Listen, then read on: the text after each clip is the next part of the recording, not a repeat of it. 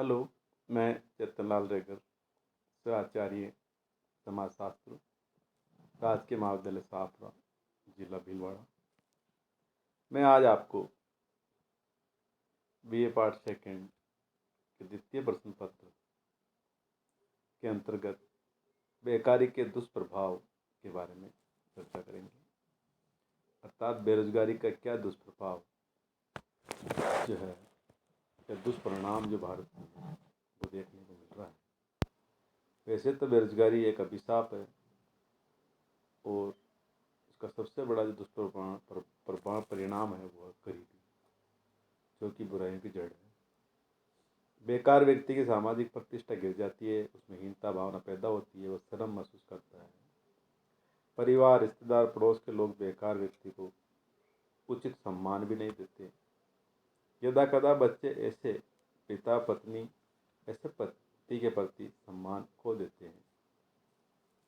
बेकारी में आश्रितता एवं गरीबी तो बढ़ती है, आक्रामक प्रवृत्ति और चिड़चिड़ापन भी पैदा होता है।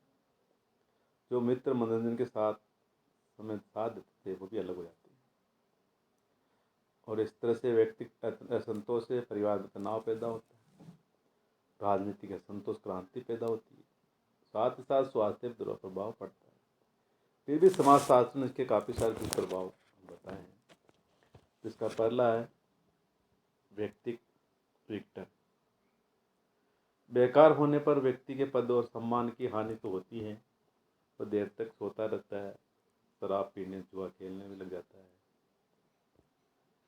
इसके संदर्भ में शैली ने अपने अध्ययन में बताया कि मंदी के दिनों में संपत्ति संबंधी अपराध बढ़ जाए, बेकारी दशा में भिक्षावृत्ति, आवारागर्दी, गुंडागर्दी आदि को बढ़ावा मिलता है। लोग उदास भी हो जाते हैं, विवाह की दर घटती है, अनैतिक संबंध बढ़ते हैं, दिवालिया हो जाने से आत्महत्या, मानसिक रोगी की संख्या बढ़ जाती है। तो लेस कोहेन ने भी लिखा था कि अस्थायी बेकारी से व्यक्ति के स्वास्थ्य पर बुरा प्रभाव पड़ता है, मानसिक विकृत हो जाता है, महत्वाकांक्षाएं दुर्बल हो जाती है, व्यक्ति में सुस्ती बढ़ जाती है, आत्मगरीब और उत्तरदायित्व की भावना की कमी के कारण उसकी कार्य क्षमता भी घट जाती है। इसी साथ ही इच्छा शक्ति कमजोर होती है, असफलता का दायित्व दूसरों पर रखने की प्रवृत्ति उसमें पैदा होने लग जाती है। यानी बेकार व्यक्ति अपने परिवार की प्रगति के लिए प्रयत्न करना भी बंद कर देता है। अर्ध बेकारी की अवस्था में रहने वाले व्यक्ति उत्साहहीन, उदासीन होकर काम करने लग जाता है, और लोग अक्सर किस में रहते हैं, ऋण में रहते हैं। इसी प्रकार बेकारी का दुष्प्रभाव स्वास्थ्य पर पड़ता है। तो बेकारी और स्वास्थ्य, बेकारी के दिनों में व्यक्ति के स्वास्थ्य का भी ह्रास होता है, वे कुपोषण के शिकार होते हैं, तो संतुलित आहार के अभाव में कई रोगों से ग्रस्त हो जाते हैं। चिंता के कारण भी स्वास्थ्य गिरने लगता है, वे कम किराए वाले मकानों में रहने लगते हैं जो अंधेरे और सीलन युक्त होते हैं। इस सबका स्वयं के और उनके परिवार के सदस्यों पर बुरा प्रभाव पड़ता है।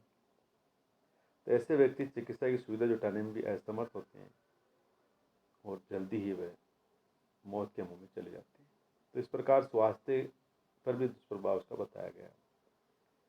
तीसरा दुष्प्रभाव पारिवारिक विघटन के रूप में देखा जा सकता है। यानी व्यक्ति विघटन ही नहीं, साथ साथ पारिवारिक विघटन पर भी पड़ता है इसका प्रभाव। परिवार की जो जमा पूंजी है वो तो समाप्त हो जाती है, जमीन गहने आदि गिरवी रख ली जाती हैं, बेच दी जाती हैं, पूरा परिवार ऋणग्रस्त हो जाता है। और एक ऐसा समय भी आता है जब उन्हें कोई उधार देना भी पसंद नहीं करता। तो ऐसी स्थिति में परिवार अपने सदस्यों के लिए भोजन एवं वस्त्र जुटाने में असमर्थ हो जाता है, और बीमार लोगों की उचित देखरेख व चिकित्सा नहीं हो पाती। बच्चों की शिक्षा दीक्षा बीच में ही समाप्त हो जाती है, और उन्हें कम वेतन पर छोटे मोटे कार्य करने पड़ते हैं।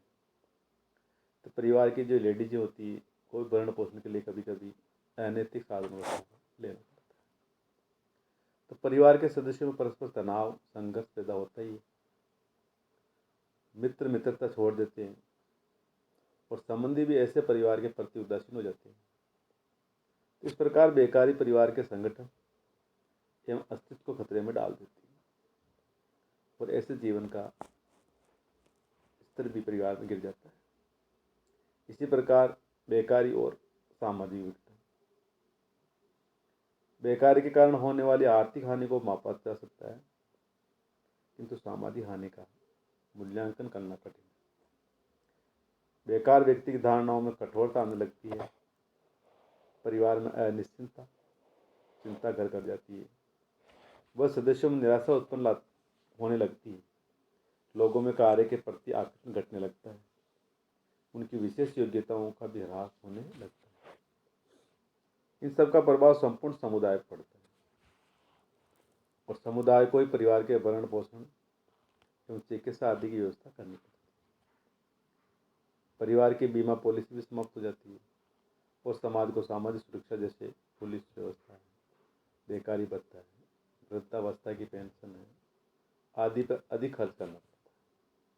तो ऐसी परिस्थितियों में अपराधों की संख्या में वृद्धि होती है। वेश्यावृत्ति, व्यभिचार, भ्रष्टाचार, रिश्वतखोरी, बेईमानी एवं भिक्षावृत्ति सब पनपते हैं। सामाजिक विघटन के बाद बेकारी और आर्थिक प्रभाव। बेकारी गरीबी और ऋणग्रस्तता को जन्म देती है। बेकारी में लोगों की आय व जीवन स्तर गिरता ही है, कार्य क्षमता भी प्रभावित होती है, जिसके परिणाम स्वरूप उत्पादन घटता है, राष्ट्रीय आय भी घटने लगती है। उद्योगों को बंद करने पर औद्योगिक अशांति एवं आर्थिक संकट पैदा होता है। परिवार एवं व्यक्ति की आर्थिक दशा बिगड़ जाती है। तो ऐसी स्थिति में देश के आर्थिक साधनों एवं प्राकृतिक स्रोतों का पूरा तरह से लाभ नहीं होता। इस प्रकार आर्थिक प्रभाव भी बेरोजगारी कारण पड़ता है। सिर्फ बेकारी और नैतिक पतन। नैतिक पतन कैसे होता है? इससे क्या व्यक्ति का चारित्रिक पतन भी होता है।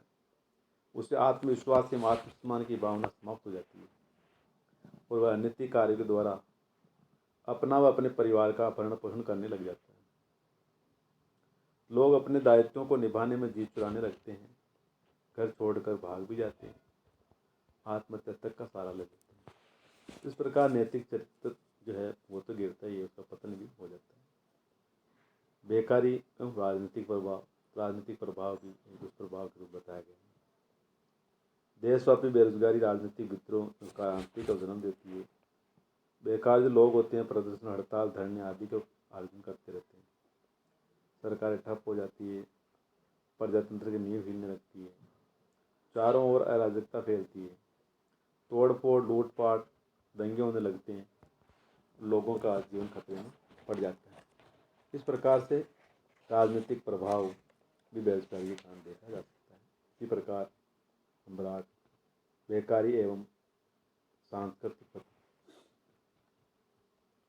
विश्व इतिहास जो है इस बात का साक्षी है कि किसी भी देश में सांस्कृतिक विकास आर्थिक संपन्नता की स्थिति में हुआ। कला, भाषा, विज्ञान, दर्शन, साहित्य, संगीत, धर्म आदि को गरीब एवं बेकार व्यक्ति बढ़ावा नहीं दे सकता। यानी भूखे व्यक्ति की संस्कृति जो है वो रोजी रोटी के आसपास घूमती रहती है। तो सिर्फ इस प्रकार से सांस्कृतिक पतन भी बेरोजगारी कारण देखा जा सकता है। नंबर 8वां के बाद 9वां है अंतिम प्रभाव, दुष्प्रभाव बेकारी का, वह है मनोवैज्ञानिक प्रभाव। बेकार व्यक्ति में निराशाहीन भावना को जन्म देती है। काम के प्रति उसकी रुचि समाप्त हो जाती है। वह मानसिक संघर्षों से जूझता रहता है।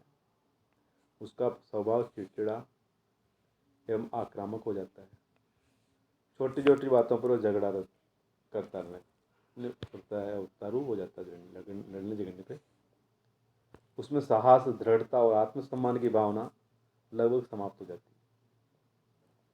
उसमें पराधीनता की मनोवृत्ति जन्म लेती है और उसे अपने को असहाय या पराश्रित अनुभव करने के कारण उसकी व्यक्तिगत योग्यता एवं कार्यक्षमता घट जाती है। उससे उसमें एक प्रत्यक्षता की भावना डेवलप होती है, जिसके परिणाम स्वरूप दोस्तों में और यहाँ तक कि परिवार के सदस्यों के साथ भी उसके जो रिलेशन है, संबंध है, वो टूटने लगते हैं। तो इस प्रकार से 9 दुष्प्रभाव बेकारी के हम देख सकते हैं। आज के लिए इतना ही। धन्यवाद।